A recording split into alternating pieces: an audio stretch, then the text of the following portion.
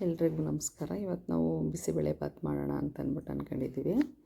ಅದಕ್ಕೋಸ್ಕರ ಇವತ್ತು ಏನೇನು ಕ್ವಾಂಟಿಟಿಲಿ ಏನೇನು ಹಾಕ್ತಿದ್ದೀವಿ ಏನು ಎತ್ತ ಅಂತೆಲ್ಲ ನೋಡೋಣ ಬನ್ನಿ. ಇವಾಗ ಒಂದು ಅಳತೆಲಿ ನೀವು ಗ್ಲಾಸ್ ಆದರೂ ಇಟ್ಕೊಳ್ರಿ, ಇಲ್ಲಾಂದರೆ ಬೌಲಾದರೂ ಇಟ್ಕೊಳ್ರಿ, ಅವ್ರವ್ರ ಇದಕ್ಕೆ ನೋಡ್ಕೊಳ್ರಿ. ಇವಾಗ ನಾವು ಚಿಕ್ಕ ಟೀ ಗ್ಲಾಸಲ್ಲಿ 1 ಗ್ಲಾಸು ಉದ್ದಿನಬೇಳೆ, ಅದೇ ಕ್ವಾಂಟಿಟಿಲಿ ಅದೇ ಗ್ಲಾಸಲ್ಲಿ 1 ಗ್ಲಾಸು ಕಡಲೆಬೇಳೆ, ಅದಕ್ಕೆ 1x2 ನಾವು ಧನಿಯಾ ಹಾಕ್ತೀವಿ. ಏಕೆಂದರೆ ಕಾಳಿಗಿಂತ 2 ಗ್ಲಾಸ್ ಎಕ್ಸ್ಟ್ರಾ ನಾವು ಧನಿಯಾ ಹಾಕ್ತಾಯಿದ್ದೀವಿ. ನೋಡಿ, 2 ಗ್ಲಾಸ್ ಧನಿಯಾ ಹಾಕಿದ್ರೆ ಅದು ಸಾಕು. ನಿಮಗೆ ಇವಾಗ ಅದಕ್ಕಿಂತ ನಮ್ಮ ಮನೇಲಿ ಜಾಸ್ತಿ ಜನ ಅವರೇ, ಜಾಸ್ತಿ ಪುಳಿಯೋಗರೆ ಮಾಡ್ತಾಯಿದ್ದೀವಿ, ನಮಗೆ ಜಾಸ್ತಿ ಬೇಕು ಅಂದರೆ ಇನ್ನೂ ಡಬಲ್ ಮಾಡ್ಕೋಬೋದು ಅದನ್ನು, ಸರಿನಾ? ಅದನ್ನು ಹಾಕ್ಕೊಂಡು ಇವಾಗ ಜೀರಿಗೆ ಮತ್ತು ಮೆಣಸು 1 ಗ್ಲಾಸಲ್ಲಿ 1 ಗ್ಲಾಸು ಜೀರಿಗೆ, ಒಂದು ಅರ್ಧ ಗ್ಲಾಸಷ್ಟು ಮೆಣಸು ತೊಗೊಂಡಿದ್ದೀವಿ. ಸೇಮ್ ಆಗುತ್ತೆ ಅದರಲ್ಲಿ, ಯಾಕೆಂದರೆ ನಾವು ಅಳತೆ ಮಾಡಿ ಅದಕ್ಕೆ ಹಾಕ್ಕೊಂಡು ಅಷ್ಟೇ ತೊಗೊಂಡಿದ್ದೀವಿ. ಸರಿ ಆಯಿತು. ಇವಾಗ 1-2 ಇಂಚಷ್ಟು ಚಕ್ಕೆ, 10 ಲವಂಗ ಅಷ್ಟೇ ಯೂಸ್ ಮಾಡ್ತಾಯಿರೋದು. ಬೇರೆ ಮಸಾಲೆ ಐಟಮ್ ನಾವು ಜಾಸ್ತಿ ಯೂಸೇ ಮಾಡ್ತಾಯಿಲ್ಲ, ಇಷ್ಟೇ ನಾವು ಯೂಸ್ ಮಾಡ್ತಾಯಿರೋದು.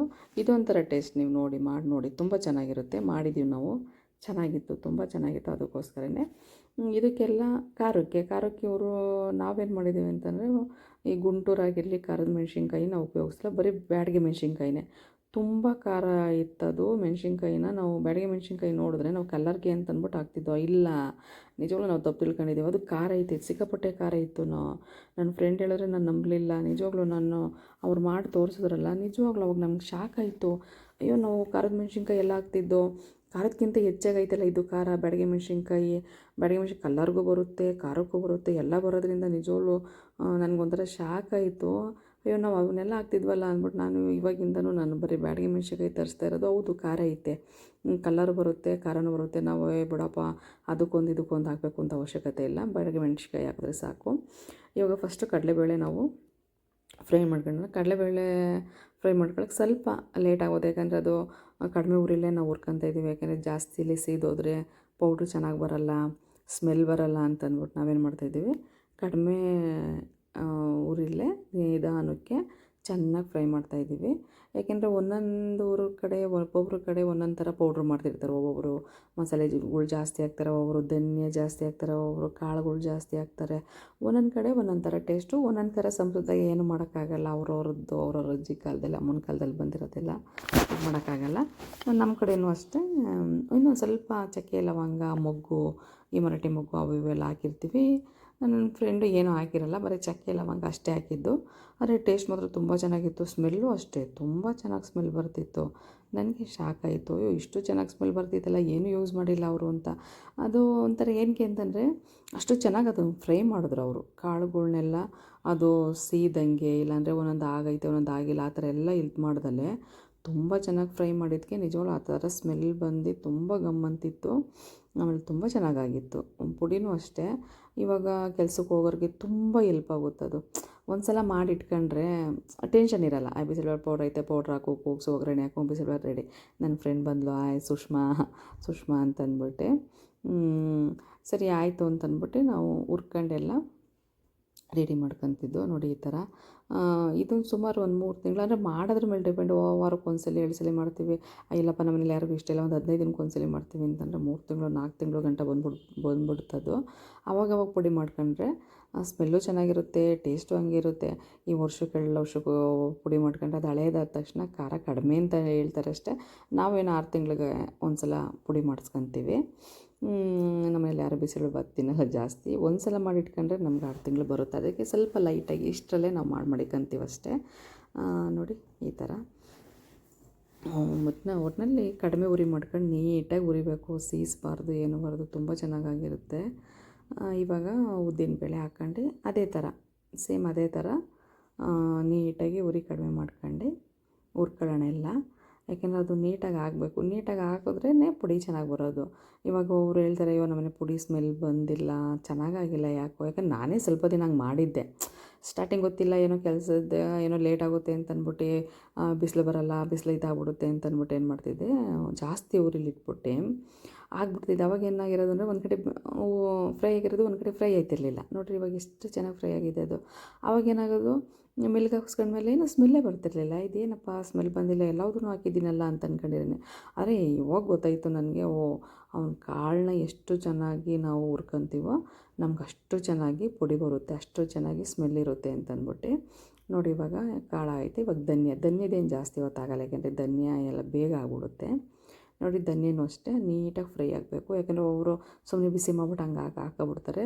ಇದು ಫುಲ್ಲೆಲ್ಲ ಚಟಪಟ ಅನ್ನೋವರೆಗೂ ಫ್ರೈ ಮಾಡಿ ಫುಲ್ಲೆಲ್ಲ ಫ್ರೈ ಆಗಿತ್ತು. ಆ ಥರ ಎಲ್ಲ ಹುರ್ದು ಚೆನ್ನಾಗಿ, ಯಾಕೆಂದರೆ ಇದೆಲ್ಲ ಡೀಪ್ ಫ್ರೈಯೇ ಆಯ್ತಿರೋದು, ಎಣ್ಣೆ ಒಂದು ಚೂರೂ ಮಿಕ್ಸ್ ಮಾಡಿಲ್ಲ, ಬರೀ ಡೀಪ್ ಫ್ರೈ ಮಾಡ್ತಿರೋದು. ತುಂಬ ಚೆನ್ನಾಗಿತ್ತು ನೋಡಿ. ಫುಲ್ಲು ಡ್ರೈ ಇದು ಮಾಡ್ಕೊಂಡು ಎಣ್ಣೆ ಏನೂ ಇಲ್ದಲೆ ನೀಟಾಗಿ ಬರೀ ಇದರಲ್ಲೇ ನಾವು ಹುರ್ಕೊತಾ ಇರೋದೆಲ್ಲ. ಮೆಣಸಿನ್ಕಾಯಿಗೂ ಅಷ್ಟೇ ಆಯಿಲ್ ಹಾಕಿಲ್ಲ. ಒಬ್ಬರು ಆಯಿಲ್ ಹಾಕ್ತಾರೆ, ಖಾರ ಜಾಸ್ತಿ ಆಗುತ್ತೆ, ಕೆಮ್ಮು ಬರುತ್ತೆ, ಆಗಲ್ಲ ಅಂದ್ಬಿಟ್ಟು ಇದರಲ್ಲಿ ಒಂದು ಡ್ರಾಪು ಎಣ್ಣೆ ಹಾಕಲಿಲ್ಲ, ಬರೀ ಹಂಗೆ ಡ್ರೈದೇ ಸುಮ್ಮನೆ ಹಂಗೆ ಹುರ್ಕೊಂಡಿದ್ದಷ್ಟೇ. ನೋಡಿರಿ ಮೆಣಸು ಅಷ್ಟೇ, ಮೆಣಸು ಹುರ್ಕೊಂಡಿದ್ದೀವಿ. ಸೇಮ್ ಎಲ್ಲದೂ ಅಷ್ಟೇ, ಒಂದು ಬಿಸಿ ಮಾಡೋನೋ ಇಲ್ಲ, ಫುಲ್ಲೆಲ್ಲ ಚೆನ್ನಾಗಿ ಫ್ರೈ ಮಾಡಿದ್ದೀವಿ ಎಲ್ಲದೂ ಅಷ್ಟೇ. ಜೀರಿಗೆ ಮೆಣಸು ಕಾಳುಗಳಿಂದ ಹಿಡಿದು ಎಲ್ಲದೂ ಅಷ್ಟೇ ಚೆನ್ನಾಗಿ ಫ್ರೈ ಮಾಡಿದೋ. ಜೀರಿಗೆದೇನು ಜಾಸ್ತಿ ಏನು ಟೈಮ್ ಬೇಕಾಗಲ್ಲ, ಯಾಕೆಂದರೆ ಬೇಗ ಆಗ್ಬಿಡುತ್ತೆ ಅದು. ನೋಡಿ ಈ ಥರ ಯಾಕೆಂದರೆ ಎಲ್ಲರೂ ಒಟ್ಟಿಗೆ ನಮ್ಮ ಕಡೆ ಹಿಂಗೆ ಅಂತಂತಿದ್ದು. ಎಲ್ಲರ ಕಡೆಯೂ ಡಿಫ್ರೆಂಟಾಗಿತ್ತು, ಯಾವುದೂ ಒಂದೇ ಥರ ಇರಲಿಲ್ಲ, ಎಲ್ಲರ ಕಡೆಯೂ ಒಂದೊಂದು ಥರ ಡಿಫ್ರೆಂಟಾಗಿತ್ತು. ಅದು ಟೇಸ್ಟು ಒಂದೊಂದು ಥರ ಚೆನ್ನಾಗಿರುತ್ತೆ. ಇವತ್ತು ಬಿಸಿಬೇಳೆಭಾತ್ ಅವರೇ ಮಾಡ್ತಿರೋದು, ರಂಗು ಅಂತ, ಅವ್ರ ಟೇಸ್ಟೇ ನೋಡೋಣ ಅಂತಂದ್ಬಿಟ್ಟು ನಾನು ಟ್ರೈ ಮಾಡಿದೆ. ತುಂಬ ಚೆನ್ನಾಗಿ ಬಂತು, ನಿಜವಾಗ್ಲೂ ಚೆನ್ನಾಗಿತ್ತು. ಅದಕ್ಕೆ ನೆಕ್ಸ್ಟು ಪುಳಿಯೋಗರೆದು ಪೌಡ್ರ್ ಮಾಡೋಣ ಅಂತ ಅಂದ್ಕೊಂಡಿದ್ದೀವಿ. ಯಾರಿಗೆಲ್ಲ ಇಷ್ಟ, ಯಾರಿಗೆಲ್ಲ ಪುಳಿಯೋಗರೆ ಮಾಡಿ ಅಂತಂದವರು ಕಮೆಂಟ್ ಹಾಕಿ ಪ್ಲೀಸ್. ಯಾಕೆಂದರೆ ನಿಮ್ಮ ಕಮೆಂಟಿಂದನೇ ನಾವು ವಿಡಿಯೋ ಮಾಡೋಕ್ಕೆ ನಮ್ಮ ವಿಡಿಯೋನು ನೋಡ್ತಿದ್ದಾರೆ, ನಮ್ಮ ವಿಡಿಯೋದನ್ನು ಇಷ್ಟಪಡ್ತಿದ್ದಾರೆ, ಅವ್ರು ಕೇಳೋರೆ ಮಾಡೋರೆ ಅಂತಂದ್ಬಿಟ್ಟು ನಮಗೂ ಖುಷಿಯಾಗುತ್ತೆ. ನೋಡಿ ಇವಾಗ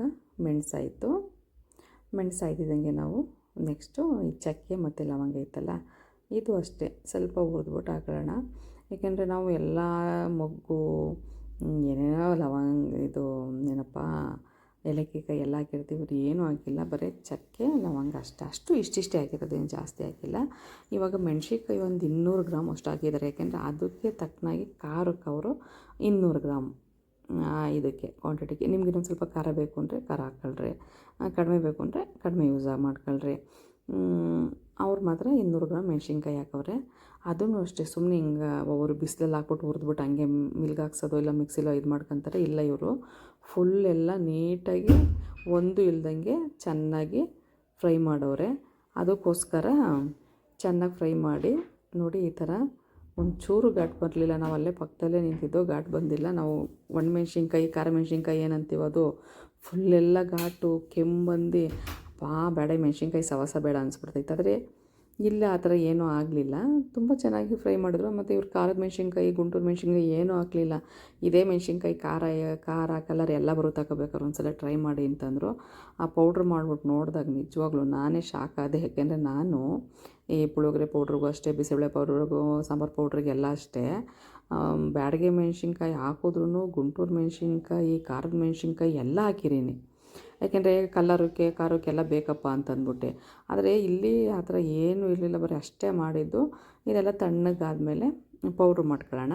ಇದೆಲ್ಲ ಸ್ವಲ್ಪ ತಣ್ಣಗಾಗಬೇಕು, ಯಾಕೆಂದರೆ ಬಿಸಿದೆಲ್ಲ ಫುಲ್ ತಣ್ಣಗಾದ್ಮೇಲೆ ಮಿಕ್ಸಿ ಜಾರಲ್ಲಿ ಮಾಡ್ತಿರೋದ್ರಲ್ವ, ಆಮೇಲೆ ಕಾವು ಬಂದರೆ ಮಿಕ್ಸಿ ಇದಾಗುತ್ತೆ ಅಂದ್ಬಿಟ್ಟು ಸ್ವಲ್ಪ ಹಾರ್ಕೊಂಡ್ಮೇಲೆ ನಾವು ಈ ಕಾಳು ಒಂದು ಸಲ ಮೆಣಸಿನ್ಕಾಯಿ ಒಂದು ಸಲ ಆ ಥರ ಮಾಡಲಿಲ್ಲ. ಕಾಳು ಅರ್ಧ ಭಾಗ ಮೆಣಸಿನ್ಕಾಯಿ ಅರ್ಧ ಭಾಗ ಹಿಂಗೆ ಡಿವೈಡ್ ಮಾಡ್ಕೊಂಡು ಸ್ವಲ್ಪ ರುಬ್ಕೊಂಡು ನಾವು ಇದು ಮಾಡಿದ್ದು. ನೋಡಿ ಇವಾಗ ಫಸ್ಟು ಒಂದು ಹಿಡಿವಷ್ಟು ಮೆಣಸಿನ್ಕಾಯಿ ಹಾಕಿ, ಆಮೇಲೆ ಒಂದು ಅದರಲ್ಲಿ ಅರ್ಧ ಭಾಗ ಇದು ಧನ್ಯ ಮತ್ತು ಕಾಳುಗಳು, ಆಮೇಲೆ ಇನ್ನೊಂದು ಸಲ ಇದು ಮಾಡ್ಬೇಕಾದ್ರೆ ಇನ್ನೊಂದು ಅರ್ಧ ಭಾಗ ಮೆಣಸಿನ್ಕಾಯಿ, ಇದು ಆ ಥರ ಇದು ಮಾಡೋದು. ಯಾಕೆಂದರೆ ಇವಾಗ ಒಂದ್ಸಲ ಮೆಣಸಿನ್ಕಾಯಿ ಒಂದ್ಸಲ ಇದು ಮಾಡೋದ್ರಿಂದ ಏನಾಗುತ್ತೆ ಅಂತಂದರೆ ಇದು ಬಿಸಿಲೇ ಖಾರ ಹೊಂದಬೇಕು. ಅಕಸ್ಮಾತ್ ನಾವು ಸಪ್ರೇಟ್ ಮಾಡ್ತು ಅಂತಂದರೆ ಆಮೇಲೆ ಖಾರ ಸರಿ ಹೊಂದಲ್ಲಕ್ಕ, ಅದಕ್ಕೆ ನಾವು ಈ ಥರ ಮಾಡ್ಕೊಳ್ಳೋಣ ಅಂದ್ಬಿಟ್ಟು ಮಾಡಿದ್ದು. ಇದು ಫುಲ್ಲು ಪೌಡ್ರಾಗಿ ನುಣ್ಣಿಗಾಗೋವರೆಗೂ ಫುಲ್ಲೆಲ್ಲ ನುಣ್ಣಗೆ ಗಂಧ ಥರ ಇಷ್ಟ ಆದರೆ ಸಾಕು. ಇಷ್ಟ ಆಗಿತ್ತು, ನಿಜವಾಗ್ಲೂ ಚೆನ್ನಾಗಿತ್ತು ಪುಡಿ. ನಾನು ಟೇಸ್ಟ್ ನೋಡಿದೆ, ಖಾರ ಎಲ್ಲ ಪರ್ಫೆಕ್ಟಾಗಿತ್ತು. ಆ ಸ್ಮೆಲ್ಲು ಅಷ್ಟೇ ಎಷ್ಟು ಘಮ ಅಂತಿತ್ತು ಅಂದರೆ ಅದು ಅಂಗಡಿಗಳಲ್ಲಿನೂ ಆ ಥರ ಸ್ಮೆಲ್ ಅಷ್ಟು ಚೆನ್ನಾಗಿತ್ತು ಪುಡಿ ಮಾತ್ರ. ಒಂದು ಸಲ ಮಾಡಿ ನೋಡಿ, ಯಾಕಂದರೆ ತುಂಬ ಕೆಲ್ಸಕ್ಕೆ ಹೋಗೋರಿಗೆ ತುಂಬ ಹೆಲ್ಪ್ಫುಲ್ ಆಗುತ್ತೆ. ಅಪ್ಪ ಏನೂ ಇಲ್ಲ, ನಾಷ್ಟ ಮಾಡಬೇಕು, ಏನು ಮಾಡಬೇಕು ಅನ್ಬೇಕಾದ್ರೆ ಒಂದು ಸ್ವಲ್ಪ ಇದ್ದರೆ ಒಂದು ಸ್ವಲ್ಪ ಮಾಡ್ಬಿಟ್ಟು ಹೋಗ್ಬಿಡ್ಬೋದು. ಇದು ತಣ್ಣಗಾಗಲಿ, ಪುಡಿ ತಣ್ಣಗಾಗಿ ನಾವು ಒಂದು ಬಾಕ್ಸಿಗೆ ಹಾಕಿಟ್ಕೊಂತೀವಿ ಅಂದಾಗ ಸ್ವಲ್ಪ ಕರಿಬೇವಿನ ಸೊಪ್ಪು ಒಂದು 10 ಎಳಿಸ್ಲು, ಒಂದು 15 ಎಲೆಗಳ್ನ ಆ ಪುಡಿ ಮೇಲೆ ಹಾಕ್ಬಿಟ್ಟು ಆಮೇಲೆ ಬಾಕ್ಸ್ ಮುಚ್ಚಿದ್ರೆ ಏನಪ್ಪ ಅಂತಂದರೆ ಸುಮಾರು ದಿನ ನಮಗೆ ಅದು ಸ್ಮೆಲ್ ಆಗಿರುತ್ತೆ, ಸ್ಮೆಲ್ ಏನು ಹೋಗಲ್ಲ. ಆಮೇಲೆ ಕರಿಬೇವಿನ ಸೊಪ್ಪಿನ ಘಮನೂ ಅದೇ ಥರ ಪುಡಿಲಿ ಬ್ಲೆಂಡ್ ಆಗಿರೋದ್ರಿಂದ ತುಂಬ ಚೆನ್ನಾಗಿ ಸ್ಮೆಲ್ ಬರುತ್ತೆ. ಇಷ್ಟೇ ದಿನ ಆದರೂ ಒಂದು 6 ತಿಂಗಳು ಮಡಿಕೊಂಡ್ರೂ ಸ್ಮೆಲ್ ಅದೇ ಇರುತ್ತೆ. ಅದಕ್ಕೋಸ್ಕರ ನೀವೇನಾದರೂ ಆ ಥರ ಬಾಕ್ಸಿಗೆ ಹಾಕಿ ಮಡ್ಕೊತೀವಿ ಅಂತಂದರೆ ಒಂದು ಸ್ವಲ್ಪ ಡ್ರೈ ಆಗಿರೋದು ಚೆನ್ನಾಗಿ ಕರಿಬೇವಿನ ಎಲೆ ತೊಳೆದು ಆರಿಸಿ ಅದಕ್ಕೆ ಮಡಿಕೊಳ್ರಿ. ಇವತ್ತಿನ ರೆಸಿಪಿ ನಿಮ್ಗೆ ಇಷ್ಟ ಆಗಿದರೆ ಲೈಕ್ ಮಾಡಿ, ಶೇರ್ ಮಾಡಿ, ಕಮೆಂಟ್ ಮಾಡಿ. ನೀವು ಮನೇಲಿ ಮಾಡಿ ತಿಂದು ನಮಗೆ ಕಮೆಂಟ್ ಹಾಕಿ, ಇಲ್ಲ ಚೆನ್ನಾಗಿತ್ತು, ಇಲ್ಲ ಚೆನ್ನಾಗಿಲ್ಲ, ಏನೋ ಒಂದು ಹೇಳಿದ್ರೆ ನಮಗೂ ಖುಷಿ ಅಲ್ವಾ. ಅದಕ್ಕೆ ಏನು ಆ್ಯಡ್ ಮಾಡಿ ಇನ್ನೊಂದು ಮಾಡ್ಕೋಬೇಕು ಅಂತಂದ್ಬಿಟ್ಟು ನಮಗೂ ಐಡಿಯಾ ಬರುತ್ತೆ ಅಲ್ವಾ. ಅದಕ್ಕೋಸ್ಕರ ಅಷ್ಟೇ. ನೋಡಿ ಇವಾಗ ಈ ಥರ ಎಲ್ಲ ಆಯಿತು, ಎಲ್ಲ ತಣ್ಣಗಾಯಿತು. ಒಂದು ಇದಕ್ಕೆ ಮಡ್ಕೊಳ್ಳೋಣ ಅಂತಂದ್ಬಿಟ್ಟು ಬಾಕ್ಸ್ಗೆ ಹಾಕಿ ಮಡಿಕೊಳ್ಳೋಣ ನಾನು ಅಂದ್ಬಿಟ್ಟು ಒಂದು ಬಾಕ್ಸಿಗೆ ಹಾಕಿ ಮಡಿಕೊಂಡ್ರೆ ತುಂಬ ಚೆನ್ನಾಗಿರುತ್ತೆ. ನೋಡಿ ಇವತ್ತಿನ ರೆಸಿಪಿ ಬಿಸಿಬೇಳೆ ಬಾತ್.